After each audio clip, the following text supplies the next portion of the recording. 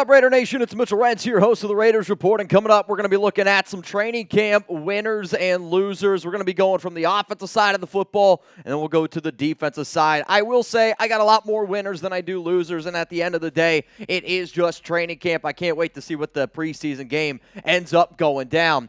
I got to give a major shout-out to some of our, I'd call them the August Comment Kings. These are the people that have commented the most on a single video that we have dropped on this show. Noah Santana right now is the August Comment King, but you know what? Who's going to come for the crown? If anybody out there, and I'm going to challenge somebody from the nation, if anybody comments Raiders 116 times today on this show, you're the brand new Comment King, and you're going to get a special shout out when we go live later on today for Thursday Happy Hour starting at 4 p.m. Eastern Time, 1 p.m. Pacific. The challenge is out there. Who's going to take it? Let's go. Let's get into some training camp winners on the offensive side of the football, and these are not ranked in any particular order. I got Dylan Laube. He was able to get some more work. Really showed the coaching staff that his talent, even though that he played at a small school like New Hampshire, was able to translate to the NFL level. Started working a little bit more on the third down reps. They've used him on kick returns. They use him as punt returner. Dylan Laube really impressed a lot of people out there, no doubt about it. Let's go to wide receiver position here, DJ Turner. When Antonio Pierce was asked earlier this week, out of all the players that have impressed you, the first name that he came to mind was DJ Turner. And I'll just tell you this right now, you're about to see a lot of receivers because a lot of these younger guys did take advantage of the fact that Davante Adams wasn't out there, the fact that Michael Gallup retired, Jalen Guyton for a little while was banged up here, but DJ Turner opened up a lot of eyes. He is a lock to make this 53-man. Let's go to Jakobi Meyers, and I think because Davante wasn't around, Jakobi kind of had to step up and play a little bit of that, I'll say,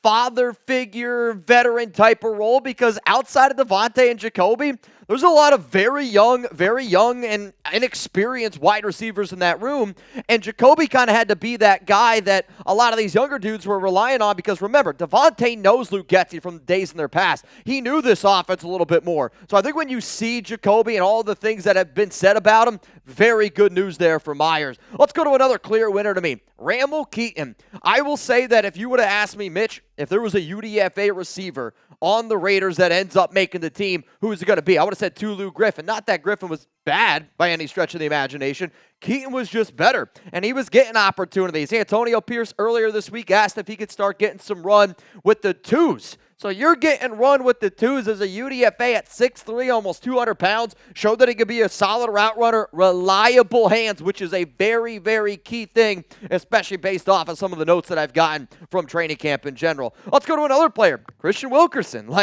Wilkerson found a way to make the roster last season.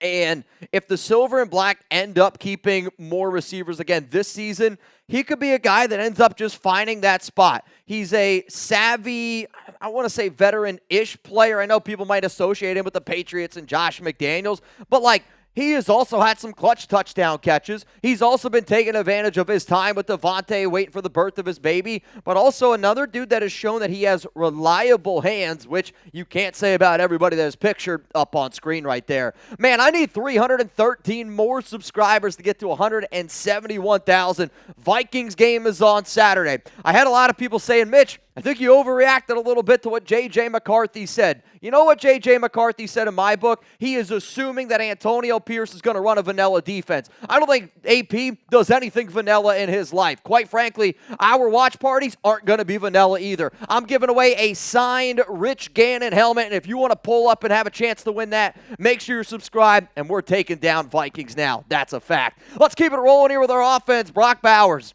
Brock Bowers showed that anybody that was panicking that it was a little bit of a reach because maybe you thought we could have gone in a few different directions, I hear you. Bowers is the real deal. Bowers already, I think, is a top 10 tight end. They're lining him up at fullback. They're lining him up at tight end. They're lining him up as wide receiver. Heck, he's also been getting work as not quite a running back, but they've been giving him the ball on end arounds. The amount that you can do with this young man here, there's a reason why he was used as much as he was at Georgia. Let's go to another winner here, Michael Mayer. The fact that the Raiders listed their depth chart as 2 tight end set, 2 wide receivers, 2 tight ends, I mean, that's a really big win, I think, for Mayer, who dropped 10 pounds, has definitely showed that he's got a lot more speed. Also, Gardner Minshew, compared Michael Mayer to George Kittle. Not Brock Bowers, who I've actually compared Bowers to Kittle in the past, But for Mayer is another player that, drafted by the regime last season, has looked much better in the blocking department, has looked better in the receiving department, and competition, iron sharpens iron. Bowers and Mayer have been together. From what I hear, it's almost like a stepbrothers, you call me dragon relationship at camp. That is a good thing going into the season, especially with two of these young guys. Let's go to another winner here. I'm going to go Thayer Munford. And some people might disagree with the fact that I'm going to say Munford because of a lot of the hype that's been around DJ Glaze. But Munford has also impressed this coaching staff. And I'm also going to put up here DJ Glaze because I think one of the big concerns for a lot of Raider fans was like, all right, Mitch, like who's going to be that right tackle? Who's going to be the guy next to Dylan Parham? And with some of the injury concerns that we've had with Kolton Miller, Jackson Powers-Johnson, we've had to rely a little bit more on that right side of the offensive line in training camp and in practice. But for both Munford and Glaze, even if you weren't confident or even if you're not confident in one of those players, the combination of both of them, I'm not going to lie to y'all, has made me feel a lot more at ease that we're going to have a reliable right tackle this season for the Silver and Black. Also, Glaze has shown really good competitive nature. I was talking to him the other day. He's like, I love going up against Maxx Crosby. That type of mindset, that's going to translate in many years down the road. Let's go to another winner here. And, Chugs kind of looked at me and he was like, is Gardner Minshew a winner? I guess, right? Like, kind of, yes, no. Like, to be real with you, none of the Raiders' quarterbacks actually played all that well. And I don't want to totally hit the panic button on it because we know that this defense is absolutely legit. But the reports are that I believe Gardner Minshew has a slight lead at QB1. For that reason and that reason only. That's why I'm going to have him listed as a winner. But let's get one thing straight. If Aidan goes out there on Saturday and cooks and Gardner is the one that struggles, that's going to mean a lot more to Antonio Pierce. That's going to mean a lot more to me. I think it's going to mean a lot more to y'all too. So just because I'm putting Gardner Minshew as a winner, it is clearly, and I mean just clearly, because he has been the slightly better quarterback during training camp and was the better guy during the scrimmage. That's a win in my book. So that means Aidan O'Connell would be a loser. And I've said this multiple times where I know that the quarterbacks have struggled and you're learning the new offense of Luke Getsy. Some of your offensive line is a little bit banged up. Also, and I've kind of called out the Raiders coaching staff a little bit for this. I don't think it's fair that you're going to have a legit quarterback competition and the wide receiver talent is what the wide receiver talent is. With Devontae not being at practice for basically the last week, again, he's waiting for the birth of his baby boy. Let Devontae go do those things. You got Jakobi as your wide receiver 1, Tre Tucker is your number 2, DJ Turner is your number 3, and then it is a bunch of guys that are practice squad, UDFA type of players. So, I don't think the quarterback battle can be fully judged just off of training camp, but going into the offseason, Aidan was the de facto QB1. Tie goes to Aidan O'Connell. And it's still going to go into training camp, but, when you look at a lot of the reports, when you get the text messages that you've received, you're going to see that Gardner is leading it, therefore Aidan's the loser. Let's go to another loser. I'm going to say it's Tre Tucker, and it's only because my expectations for Tucker were very high. And my concern with Tucker, and my concern always with Tre, is it's the catching.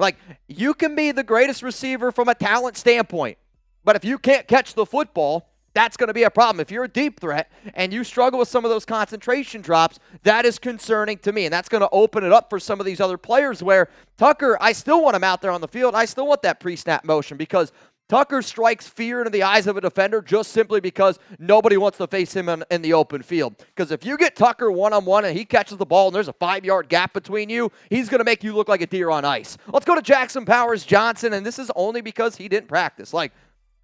That's it, man.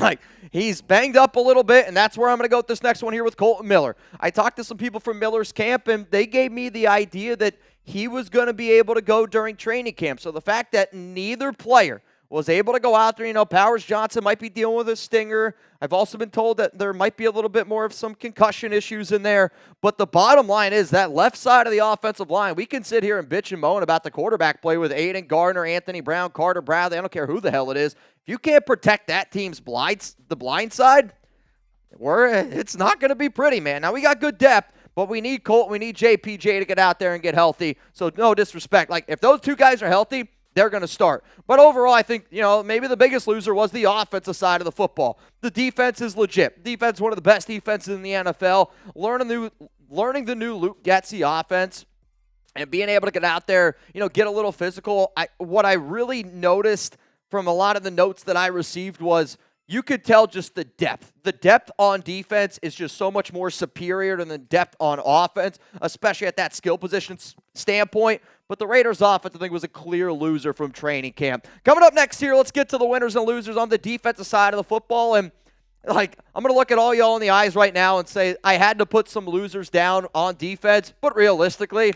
it was tough. I almost feel bad doing it because the defense was so good. They dominated literally the entire training camp practices from top to bottom. There was a few days where you thought maybe the offense is going to figure it out. And then quickly, Maxx Crosby, Kristian Wilkerson, and Patrick Graham, they put an end to that one. Now, I love this right now. Our sponsor, Rocket Money. I've been trying to save some money for my wedding. Been trying to save some money. I was looking at literally honeymoon stuff yesterday with Alex, and I was talking to Chugs when I got into work today. I don't know if you guys have ever seen that Tom Segura skit where you're like looking at things that are so far out of your price range. You're like, I can't afford that one. What is it, $45 million jet? I can't afford a $25,000 vacation for a honeymoon. But you know what? I can at least try to save money, and I'm going to do that with Rocket Money. Go to rocketmoney.com/LV Raiders. It is a personal finance app that helps find and cancel your unwanted subscriptions, monitor your spending, and helps lower your bill so that you can grow your savings. I love my fiance, Alex, but hey, man, she's the queen of signing up for a free trial. And if anybody out there has got a wife, a girlfriend, a significant other, hell, maybe your mom, that's a queen of signing up for a free trial and then forgetting about it, spam them down in the comments section. Let them know you love them. Rocket Money helps me and her save up. And most importantly, we're trying to help save up money for Chuck as well. You can also check your credit score. So, Nation, definitely go to rocketmoney.com/LV Raiders because they have helped over 5 million users save a total of $500 million in canceled subscriptions, saving members up to $740 a year when using all the app's features. So stop wasting money on things that you don't use. Cancel your unwanted subscriptions by going to rocketmoney.com/LV Raiders. And if anybody's watching this show right now is like, Mitch, hey, my wife and I, and you went on a dope vacation. Did you go on an awesome honeymoon? Give me some places I need to visit because I was looking yesterday and quite frankly, I have no idea where I want to go. Let's go to a winner here on the defensive side of the football, Maxx Crosby. Max, he brings the energy every single day, and what he's doing right now, and the reason why I'm so fired up that Antonio Pierce is our coach, because when you get a player and then you also get a coach and they have that same mentality and you're able to literally do that every single day, 365, it's going to really help build brick by brick this team that we're looking to build and get us back to, just winning, baby. Let's go to another winner. I got to go Charles Snowden, and earlier on this offseason, I think a lot of people would have said Janarius Robinson is the no-doubt defensive end number 4. Snowden's challenging for that spot. Janarius had a really cool pick 6 on a tip ball by Jade and Grant yesterday at practice, but Snowden has been consistently a reliable player, and he's been consistent. And that's going to be another word that I think I start using a lot more of, where I used to always say versatility on defense, and it's important. The other thing that Antonio Pierce always preaches is consistency, and that's what Charles Snowden has brought every single day at training camp practice. Let's go to another winner. It's Tyree Wilson. And, this guy has shown that he is healthy. That's a big win. He's got to be healthy. And when you look at Wilson, I don't even think it's fair to say that last year was his rookie year. To me, this is his rookie season. He's fully healthy. We don't have to worry about him, going on the field when he's not ready to go. He was forced in a shitty situation last season because Chandler Jones went Chandler Jones. But he's playing on the inside. He's playing on the outside. He's been working with Crosby, and he's also been working with this guy who's another winner, and it's Kristian Wilkerson. I am so confident in Tyree Wilson taking that next step because when you surround yourself with good people in football, off the field, your friends, you're going to be doing the things that they're doing. And Tyree Wilson has started to do the things that Maxx Crosby is doing, started to do the things that Kristian Wilkerson is doing. And, no disrespect to Max, no disrespect to Kristian Wilkerson. I think if you were to ask both of those players who is the best athlete out of Crosby, Tyree, and Kristian, I think they would say Tyree. He's got to be a little bit more consistent. You can see it, but with the amount of talent we have on our defensive line, if this guy's getting one-on-ones, you better hope that guy doesn't get a one-on-one. Let's go to another win here. It's Adam Butler. I said that he was one of the most underappreciated Raiders players last season. And a lot of times those defensive tackles, they're eating up double teams. But what Butler's really good at And he's so good at like being able to dip underneath a tackle, which then forces either the center or the guard to commit. If both of those guys commit, that is also then going to free up either the person next to you or it's going to end up freeing the guy on your left or right. And in this situation this season, that could be a Malcolm Kuntz, that could be a Maxx Crosby. It could also be a guy like John Jenkins, who was another very underappreciated player. Butler might not light up a stat sheet, but the difference that he's going to make on a weekly basis, just from a depth perspective, is going to pay dividends over a 17-game season. Let's go now to the secondary. Nate Hobbs, he was phenomenal, and you always wonder, is Hobbs going to finally break out the year that we think that he could break out? From a talent standpoint, he's good enough in the NFL to play outside, in the slot, and I think he's actually good enough to play safety. This is going to be a player that's going to stick around in the NFL until he's 30, 31, 32, and then he'll transition to safety just because of how smart and athletic he truly is. He's the best corner on our team. Another guy, though, that I thought could challenge him was Jack Jones, and Jack Jones might be one of the best stories in the NFL this season, where a guy that was released last season by New England finds Antonio Pierce, somebody that he's known his entire life. He's in a great headspace right now. The acceleration is there. He's in unbelievable shape. He's the top outside corner right now for this team, and they're using him on punt returns. They're using him on kick returns. He had a kick return touchdown in the scrimmage. Hell, they're using Jack Jones so much, and they love the athletic ability and the swagger, the confidence that he brings. They're using him as the kicker and these new kickoff returns. I'm very genuinely curious to see if we see Jack Jones kick a football Saturday against the Minnesota Vikings, because that's how they've been using him. They are using him all over the field. Another player that I think you got to put up there as a winner is Jakorian Bennett. Maxx Crosby said that he's going to break out. I believe Mad Max. Also, these are all three of our starting corners, and these three guys gave our receivers fits. They gave our quarterbacks fits and plenty of interceptions on top of that. We know Bennett is really athletic, and that's kind of one thing that I like right now with these Raiders corners. Nate Hobbs, young, super athletic. Jack Jones, young and inexperienced, but super athletic. Jakorian might be the fastest out of the entire group, and he's just got to get a little bit more of that confidence. If you believe in Antonio Pierce, if you believe in Patrick Graham, guess what? Then that should help translate to figuring out, maybe Bennett's actually going to connect the dots and have a year like Moehrig, have a year like Malcolm Kuntz, and take that next step. Let's go to another player that I absolutely love. It's Tre'von Moehrig, and I've often said that he's the most underappreciated safety in the entire league. Out of TCU, he was the Jim Thorpe Award winner, and this season he's done a better job of, instead of getting those PBUs, he's turning those things into interceptions. Him and Marcus Epps, I almost wanted to put both of those guys on this list because of how awesome of a duo they truly are. And, you talk a lot about the defensive line. You talk a lot about Maxx Crosby and the leaders of this defense. Tre'von Moehrig and Marcus Epps, they're like the drivers to the plane. It's just Maxx Crosby a lot of times is the one landing it. Another player is Isaiah Pola-Mao, and he's just done a great job. I put Pola-Mao here just simply because over Marcus Epps, because of the expectation. I expected Epps, who was a captain last season, to be great. What Isaiah has done is shown me that he's going to get work as that third safety, which is a very important role in a Patrick Graham's defense, because they're going to use him as a linebacker. They're going to use him up near the box. They're going to drop him back into coverage. And because of that versatility that he's able to give you, he's going to be a special player, and his career is starting to translate.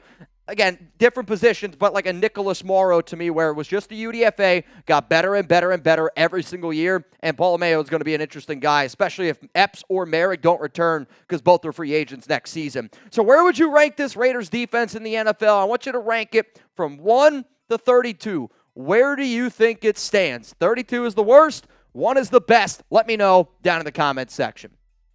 I think that the Raiders have no doubt a top 3 defense as it stands right now. If you're able to go out there and add another corner or something, you could be in that 2-1 conversation. The Raiders last season, when Antonio Pierce took over, were the number 1 defense in the National Football League, allowing 16 points per game. That is a cold, hard fact. And they also spent the second least amount of money on the defensive side of the football. You get Antonio Pierce, another year with Patrick Graham, you spend some money on defense. I'm telling you right now, this defense is a Super Bowl caliber defense. But can the offense keep up? Speaking of keeping up, I don't know if y'all are going to be able to keep up with Chugs and I on dinner on Wednesday. It's 6 days from now. I can't wait. In fact, I talked to Joel yesterday. It's going to be a packed house, man. Shout out to everybody that's already put those reservations down. But here's the thing. This might be the last time I tell y'all to make a reservation, because there's just seating is limited. So Think of this as like you're looking for a flight and there's 2 seats left on that bad boy. You're either getting on or you're sitting around watching all your friends go on vacation. August 14th, 9 p.m., Joel's Chophouse. That link is going to be available to y'all down in the comments and in the description of today's show. Make a reservation on the open table. Put Raiders Report in the notes for a discount. And if you can't make it on Wednesday, it's all good. Maybe you can go week 6, week 8 in December. Just put Raiders Report, and I promise you this, Joel, he'll take care of you. But, dude, it's going to be an awesome dinner. Let's go to some losers here. And again, I'm going to roll through these quickly. Matthew Butler, I think it's just the physicality standpoint, hasn't really been very impressive. Also, Byron Young has taken that next step forward. And just due to all the other depth that we have at DT, Butler is just starting to fall back a little bit. Nesta, Jade, Silvera, I got to put up here as well, which, absolutely pains me just because this is always a dude that I hope makes the roster. But, like, full transparency, I haven't gotten really any notes on Nesta, Jade, this entire offseason. Like, I always ask about him. I don't really get much from him. Then the Raiders put out their depth chart, and maybe I'm reading into it a little bit too much, but Marquand McCall was listed above him. So in my mind, I'm like, our defensive tackle group is deep. Byron Young is showing up. They listed Marquand McCall ahead of him, and I can't get any notes on Nesta. Maybe he's not a loser. Maybe he was great. I'm just saying, from my standpoint, I didn't get anything. Let's go to Elerson Smith here, who did okay, but because Janarius Robinson did better, because Charles Snowden did better, I had to put Smith on this list. Probably going to end up being a practice squad guy. Another loser here on the defensive side of the football is Brandon Facyson. The concerns with him is, can he stay healthy? He was banged up last season. Jakorian has secured this other cornerback spot. And then also on top of that, the Raiders have been using DeCamerion Richardson where backing up Jakorian. They have Brandon Facyson, when he's healthy, probably going to be the backup to Jack Jones. And I just have a lot more faith in Jones. With Facyson, the injury concerns, it's not really what I'm liking to see. And then the final one here is Phalen Sanford, and UDFA guy. The problem here for Sanford is the Raiders' safety depth is really flipping good. Like, they are 5 deep legitimately with Trey, Taylor, you got Chris Smith, who this team actually does like a lot more than I anticipated, Isaiah, Marcus Epps, and then on top of that, Tre'von Moehrig. If Sanford goes to another team and maybe he makes this practice squad, he drew the raw end of the deal being a UDFA safety with the group that we have right now. So one more time here, let's go through these. The Raiders training camp winners on the offensive side of the football. A lot of names out there. If I forgot anybody, yell at me down in the comments, especially with these defenders, because the offense actually was a lot easier than defense. Defense, I could have done probably an entire show on the 20-ish winners that we have, but I had to condense it here a little bit. For the losers, again, it's early. No need to hit the panic button. All these players here you have one good preseason game in my book. Like, if Aidan goes out there, him and Tre Tucker go out there on Saturday, and they show that connection that they've been able to show this entire offseason, guess what? They're going to be a winner. Like, it's simple as that. Training camp is important. Impressing your coaches is important. Being able to build that camaraderie and chemistry like the Raiders did in Costa Mesa is important. But, like, let's get one thing straight. Practice is practice. I got to see it in a game. And, yes, it's only a preseason game, but that matters to me a lot. If you don't know, we're going to be live. Reminder on Saturday, about an hour before kickoff. It might even go live a little bit before then. We're going to be live here in a little bit later on, 4 p.m. Eastern time for Raiders Thursday Happy Hour. And if any other news, rumors, or all that stuff breaks, reminder, you can always follow me on social media at Mitchell Renz 365. Happy Hour time? Let's get ready for it. We'll see you guys in a few hours.